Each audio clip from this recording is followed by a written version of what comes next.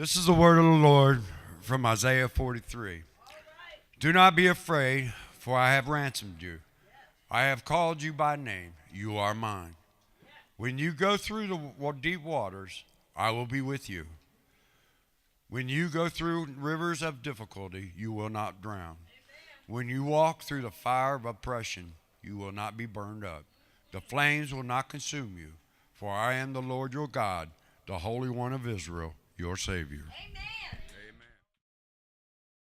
How many of you guys have ever been lost? And I don't mean just like you took a wrong turn and you got to go around the block 3 times, or you got off at the wrong bus stop and you got to walk back a couple blocks. I mean like lost, like I got no clue where I am, right? What's a word that tells you how you feel when you're there?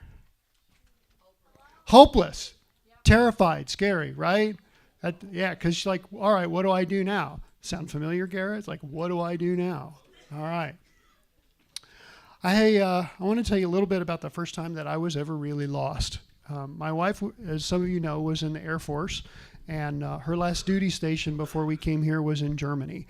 And one of the coolest things about living in Germany with a motorcycle is that you get to go lots of places if you have some free time. And I had some free time, and so I spent some time traveling around. I got to go to some really cool places and places that I never thought I would go.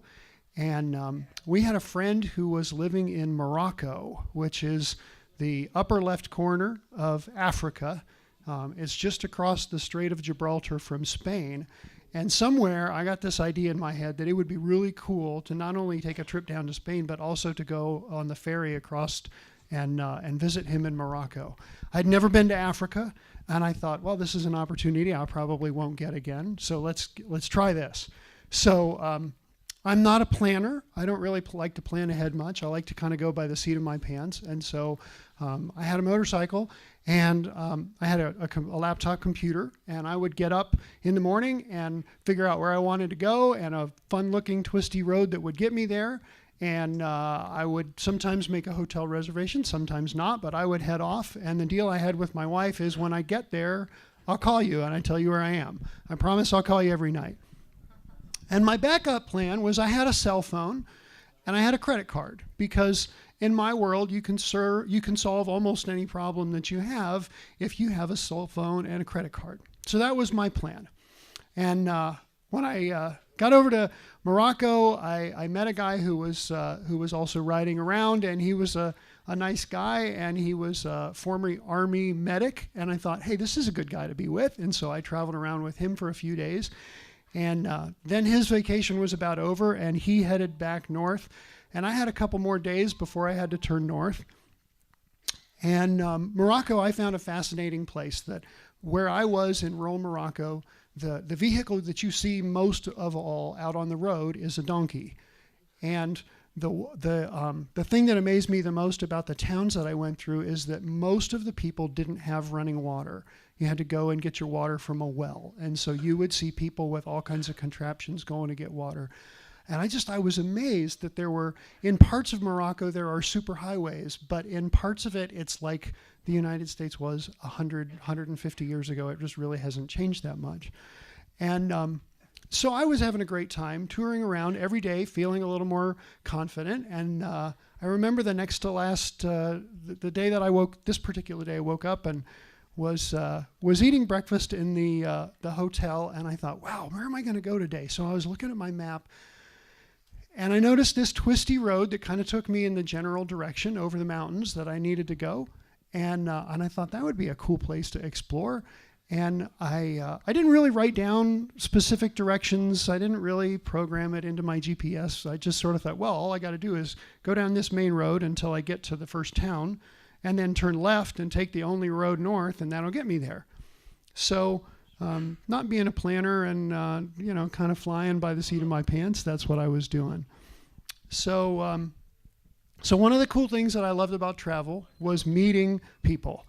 So I got a chance to meet some people when I was in Morocco, not only Moroccans, but I got a great chance to meet some people that were from other places. So This is a picture I took one day in a parking lot of the hotel that I was staying at. That's my motorcycle over here on the left. I think we've got another picture of that back one. Yeah, there's me and my bike getting ready to go. It's not an all-road bike. It's not an on-road or an off-road, but it's sort of what gets you there.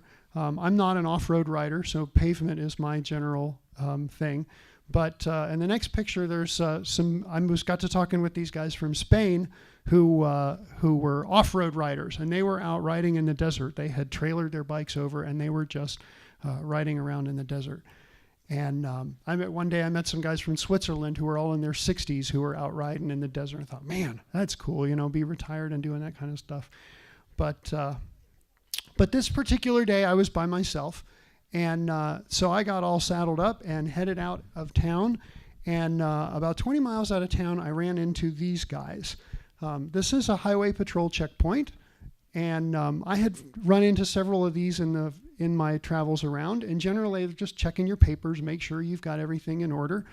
And so I assumed that's what it was. But when I pulled up there, they said, come over here, come over here. And the guy that seemed to be in charge checked my papers, and then he told me, you were going too fast, and there is a fine for going too fast. And he told me that the fine is 60 dirham. So I'm like, all right, do you have any money? Like he seems to want money like right now.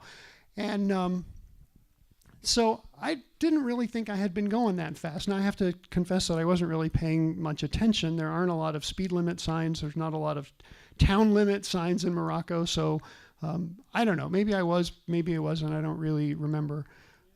Didn't really know. But then he said, do you need a receipt for your seat? Well, you bet I do, because if I'm going to pay a fine, it seems like I ought to get a receipt or something. And then he said, well, if you need a receipt, the fine is 360. Like, oh, wait a minute. This is starting to sound fishy. So I said, okay, I don't need that. I don't need that.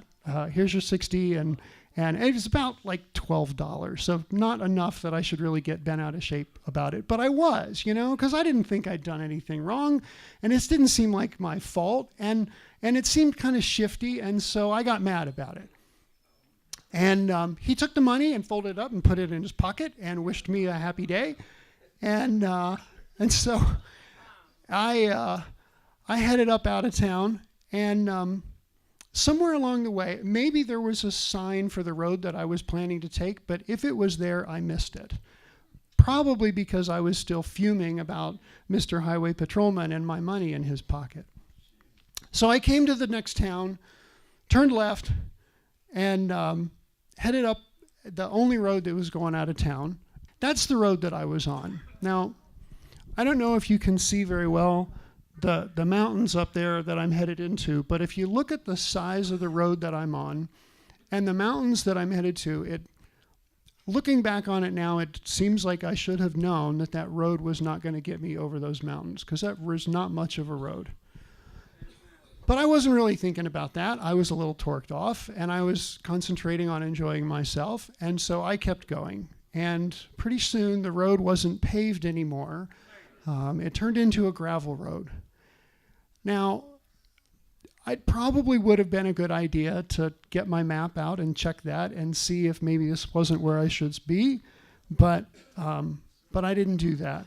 I kept going, and pretty soon the road turned into this. Long about this time, it occurred to me that I was probably lost. That for a while I kept thinking, maybe this road hits the road that I want to be on, and somewhere along the line, this is going to come out okay. I don't really know where I am, and I don't really know how I got here, but this has to come out okay, right? Well, maybe not. As I kept going up and on this pass, this road, I remember thinking several times, man, am I so glad I'm not going to have to come back this way, because the gravel under here is pretty loose. And it's a whole lot easier to ride uphill on loose than it is to come downhill, because it's hard to stop. So I remember at one point getting to the top of a hill, and looking out at what was in front of me, the road went down into a valley and then back up in a hill. And the road from the valley up into this little village was like riding on golf balls. It was just the whole gravel was round and slippery because sometimes it got wet. And I remember stopping and thinking, I might be able to make it up there, but if I do, I'm never going to be able to come back because I'm not an off-road rider. I don't have an off-road bike. This is my decision point, right? And it occurred to me that if only I knew where to find someone who, number one, knew their way around, and number two, spoke English, that would be great, right? Can you think of anyone so far that meets that requirements? Maybe that highway patrolman, right? Because I knew where to find him. He was just, maybe an hour back behind me. And I knew that he would know where he was. And I knew that he spoke English. But I was mad at him because he had told me what I didn't want to hear. Now, maybe he was right and maybe he was wrong. I don't know. But I tell you, I had decided that this guy was not my friend. He was my enemy. And I was not going to go back to him and admit that I was lost because I wasn't going to look like a fool. Not to him. So I kept going. And I went down that and up the embankment, and I made it, and I ended up in this village, and I'm telling you, it was like an F-16 landed on Xenia Avenue. The people were swarming around me like they had never seen something like this before. And the kids, the young boys, they were swarming all over. They were just fast. They kept punching the bike and trying to turn the dials and everything just to see what would happen. And then the guy in the middle picture comes out, and he introduced himself in combination of French and English as the school teacher. I don't know how we managed to communicate, but I got that. And he commented, he said that I've never seen a vehicle like this here before. And I thought, that's probably not good. And I asked him about the road going on because it seemed to get even smaller. And he said, no, the road that goes on goes in the river. And there must be some misunderstanding. I don't know what he means by this. And so I said, well, I think maybe I'll go back. And he said, I don't think that's a good idea. That is very difficult. Yeah, no kidding. I knew that, right? But there just didn't really seem to be a lot of good options here. So I thought about this for a few minutes, and I thought, well, I don't want to go back where I was, because I know what's back there, and that's bad. And going forward, it doesn't look good, but it might be good. So I thanked him and got back on the bike and headed down the road to this. And I got about a half a mile out of the road before that happened.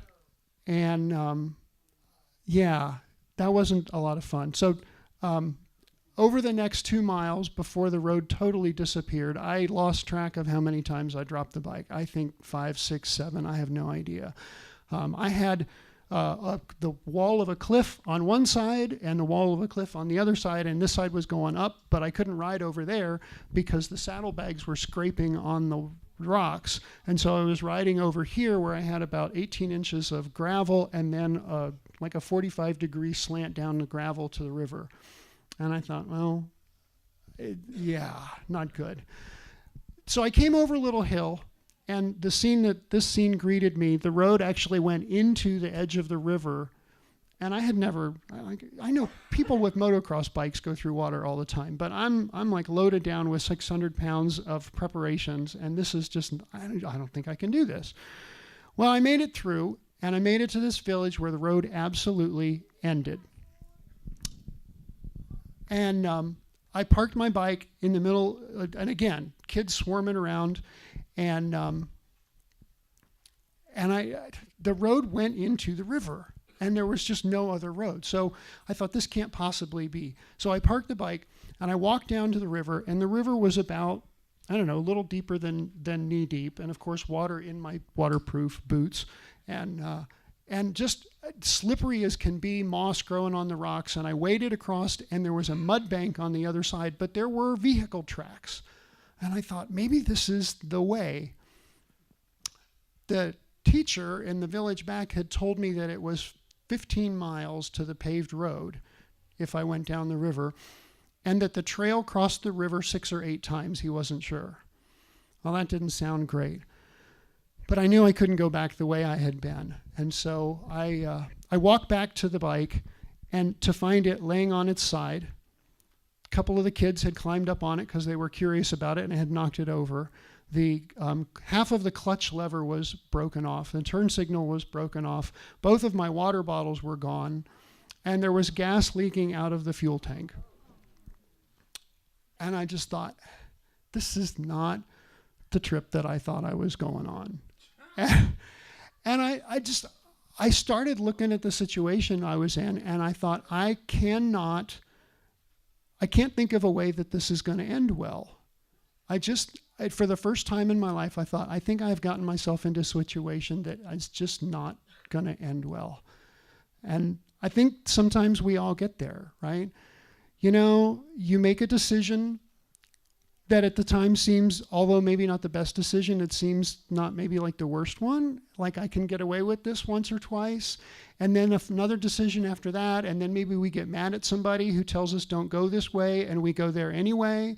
And then we have a little pride mix in there, and before you know it, we're somewhere we never meant to go, and we're stuck. Sound familiar? You can be stuck and lost right here on Xenia Avenue. I know a lot of people that are, right? You don't have to go 2,000 miles from home to get stuck and lost, but that's where I found myself. And all of a sudden, that credit card, there's nobody in that village that knows what to take your credit card. And that cell phone, I'm in the middle of a canyon. The walls are hundreds of feet up. There's no cell phone reception. Now what's your backup plan, smart guy? So my backup plan was this. I knelt down to pick up the bike, and I said, God, I know that I am sort of in a bad situation, and I know that I got here only because of stupid things that I've done. But if you've got a few minutes, I could really use a hand, because I don't know what to do. I'm here by myself. I'm 2,000 miles from home. There's no one here that speaks my language. There's no helicopter to get me out of here. I don't see a way out. So I picked up my bike, and I just thought, I can't ride down the river. There's no possible way. So I turned around, and I headed back up that road where I had just crashed 5 or 6 times coming down. And I got about a mile, and around the corner comes a guy riding a motocross bike. And behind him were 4 more guys, all on motocross bikes. And the lead guy pulls up next to me, and he takes off his helmet, and he says, Americano, Americano. And he pulled off his helmet, and I recognized that this is the guy. These are the 5 guys that I had been talking to in the hotel parking lot 4 days before, 150 miles away, about off-road riding. The same 5 guys. And I said, they said, you can't go this way. You can't make it that way.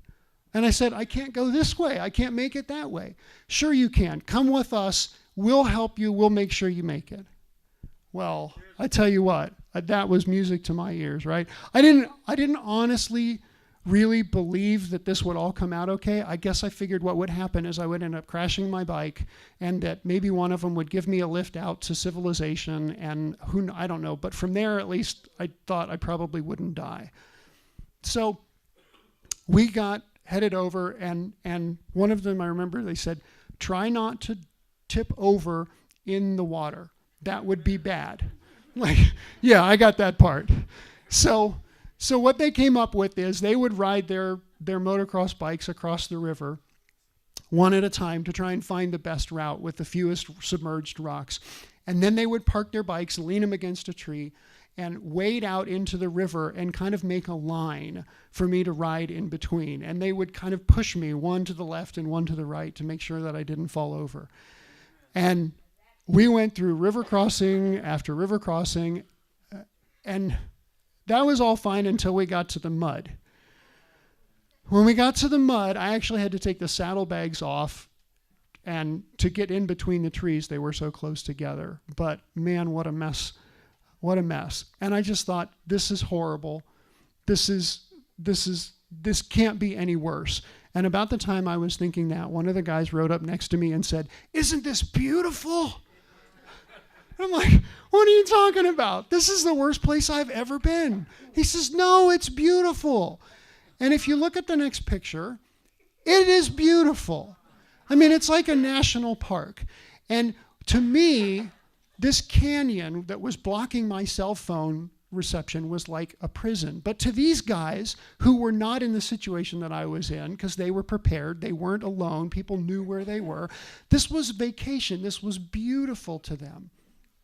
And then one of them, the kids from the village had been running with us the whole time, watching this thing and poking and, all this stuff. And we stopped at one point, and some of the guys got little trinkets out of their bags, ballpoint pens. I'll never forget how excited these kids were to see a ballpoint pen, because in the village they lived in, they didn't have any ballpoint pens. The teacher commented about my map that most of the people in the village had never seen a paper map before. So I like, okay, maybe it is beautiful here. And as I started thinking about this and realizing that, you know what, maybe I'm actually going to make it out of here. And maybe this is going to come out okay. And I wasn't focused on my own situation and my own problem and my own everything. As I looked around, I started to see, you know what, this is a really pretty place. And these guys are having fun interacting with these kids. And I started to think, what can I do for somebody? So I didn't have any change with me. I gave the only ballpoint pen away. And then I looked in the bottom of my bag that was on the tank there, and I found my little silver rescue whistle that I had brought along with me in case I ended up in a ditch and I couldn't crawl out, and that I was just going to blow the whistle until somebody came. And so I handed it to the kid that was nearest to me, and he looked at it. He had no idea what it was. And so he gave it to me, and I showed him how to, oh man, once he knew how to work it, he was running up and down, blowing on that whistle and everything. And it was so cool once I wasn't so worried about my own rescue that I could actually help someone enjoy their own life, that I could be a blessing in some way to somebody else. I think that is the point that God tries to get us to one way or another. That I was so focused on my own problems in this situation that I had caused in my own life and looking at my own things, I couldn't see the beauty around me, and I didn't care anything about the people who were with me. They were just an obstacle to get around. Once I knew that I was rescued, that this is going to come out okay, it freed me up to look at the people and say, how can I interact with this person that will give them joy, that will make them happy? And like we talked about, you don't have to be in Africa to be lost. You can be in Xenia Avenue and you can be lost. What God wants to hear more than anything from us is something like that prayer of, God, I am stuck. I'm in a place that I cannot get out of by myself, and I need your help. And whatever point God has to take you to or let you go to bring that attitude out in your life, that's probably where you're going to go, and that's the best possible thing, isn't it, Kathy? Because we all have to get to the point where we realize, I can't handle this by myself.